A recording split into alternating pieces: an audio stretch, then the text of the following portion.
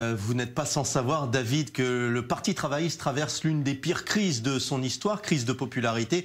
Vous l'avez dit, sondage inquiétant, 8 sièges promis à la formation de gauche. Crise aussi de gouvernance, car un nombre non négligeable de militants, à peu près une centaine, ont créé cet après-midi un groupe WhatsApp pour réclamer le départ d'Avi Gabay de son poste de président de la formation travailliste et d'empêcher aussi Avi Gabay de réserver ses sièges aux têtes d'affiche qu'il choisirait à l'avenir. 1350 militants doivent signer cette pétition pour que le sujet soit débattu lors de la prochaine réunion qui aura lieu a priori ce dimanche. La goutte qui a fait déborder le vase, David, c'est sûrement cette une du Yediot Ahronoth de ce matin où l'on voit Avi Gabay, costume noir, t-shirt noir, le visage renfrogné et l'air d'un chef de clan mafieux, et qui déclare: dans mon quartier, j'ai appris une chose, c'est lorsque quelqu'un te frappe, tu lui rends coup pour coup et tu ne t'enfuis pas pour réclamer la paix. Alors est-ce que cette déclaration visait Tzipi Livni, à qui il reproche de lui avoir savonné la planche durant leur année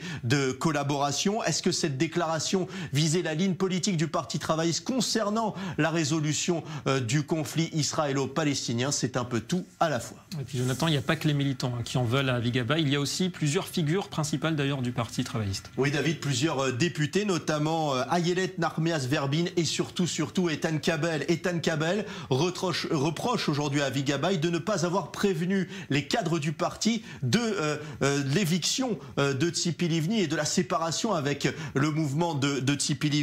Il déclare: c'est une mauvaise décision, tout ne dépend pas que de toi au sein du parti, tout le monde est important ici au sein du Parti travailliste. Et Eitan Cabel d'ajouter cette phrase: le temps est venu pour toi de laisser ta place. Cette brouille autour du divorce d'avec l'ex-ministre des Affaires étrangères Tzipi Livni est révélatrice du climat qui règne en ce moment au sein du Parti travailliste. Depuis près d'un an, après l'élection primaire interne entre Avi Gabay et Amir Peretz, une victoire que beaucoup de militants contestent. J'ai pu m'entretenir avec plusieurs de ces militants durant toute l'après-midi et tous accusent Avi Gabay d'avoir acheté l'élection et de ne pas être du sérail travailliste. Je vous rappelle que Avi Gabay est un transfuge du parti Kulanu de Moshe Kahlon. Avi Gabay, à qui on accuse de vouloir opérer des réformes structurelles au sein du Parti travailliste et de placer ces hommes en vue donc de ces élections. Parmi les opposants donc à Avi Gabay, il y a Eitan Cabel qui n'a pas digéré